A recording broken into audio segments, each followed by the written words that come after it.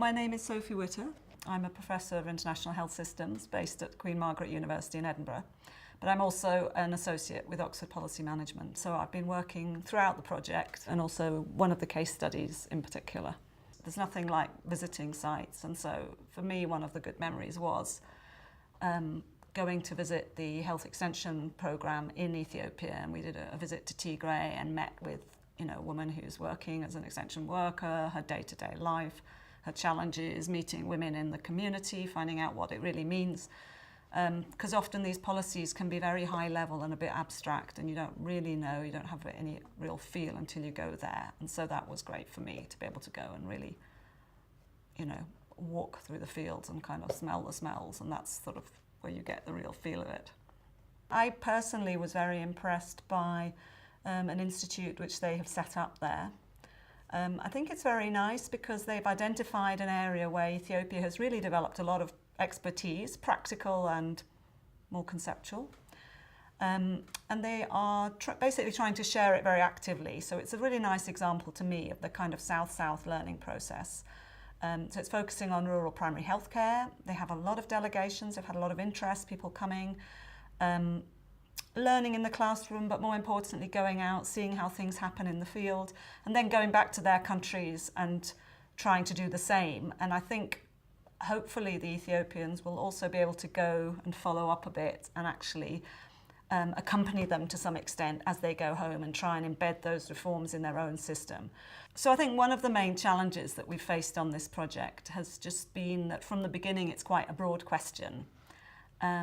So even taking time to kind of conceptualize some of the main ideas, what is learning, what do we mean by health systems, so it took quite a lot of time to work through some of the basics and really what it was we needed to learn. So I think that was one challenge, that kind of breadth of the topic. And I think the second one, and it's one we're just coming on to now, is that we've done a lot of research, we've got this very rich material, and now we need to try and boil that down to some relatively feasible options. So we're going now into that very difficult, especially for a researcher bit, where you simplify.